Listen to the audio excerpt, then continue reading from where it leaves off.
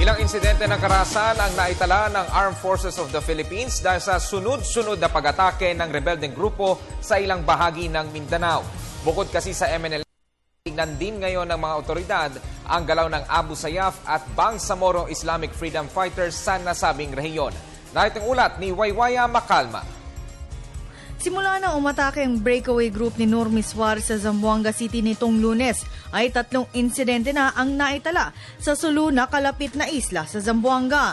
Ang pinakauling insidente ay naganap Huwebes alas 9 ng umaga na kung saan nakasagupan ng Army Scout Rangers ang grupong Abu Sayyaf na higit kumulang 100 katao. Ayon kay Brigadier General Domingo Tutaan, inaalam nila kung kasama sa nakasugupan ng militar ang grupong Moro National Liberation Front at Bangsamoro Islamic Freedom Fighters.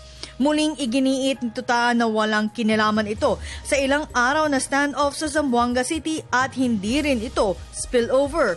Pero posibleng taktika ito ng grupo at ito ay kanilang ina-assess pa lamang. If you're referring to the incident in Labitan, it's still being assessed. We do not want to have hasty conclusions on the matter as far as this is concerned. No spillover. Taking away the Basilan incident, we see yes, there's none. We were containing it in the affected barangays since last Monday. Tumagal ng higit 1 oras ang bakbakan na nagtala ng 2 CVO na patay at 3 patay sa Abu Sayyaf. Bukod dito, may isang engkwentro ang naganap sa Tipo-Tipo Basilan Miyerkules ng gabi na higit kumulang 50 miyembro ng Abu Sayyaf ang umatake sa isang detachment ng militar ayon sa 1st Infantry Division ng Philippine Army. At ang unang naitala na pagsabog ay naganap sa Holosulu sa NFA Building Martes ng gabi. Ang mga insidenteng ito ay ayaw pang kumpirmahin ng AFP kung ito nga ba ay isang taktika ng grupo upang makatakas ang grupo ni Normie Suarez sa Zamboanga. The AFP and PNP security elements in the area are still continuing its calibrated responses to incidents of this nature.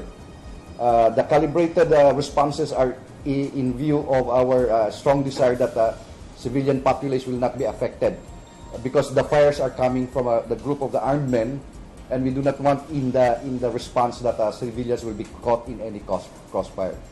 Gayunman, siniguro ng AFP na mahigpit nilang binabantayan ng grupong sumalakay sa Zamboanga City upang hindi makatakas at maiwasan ang spillover.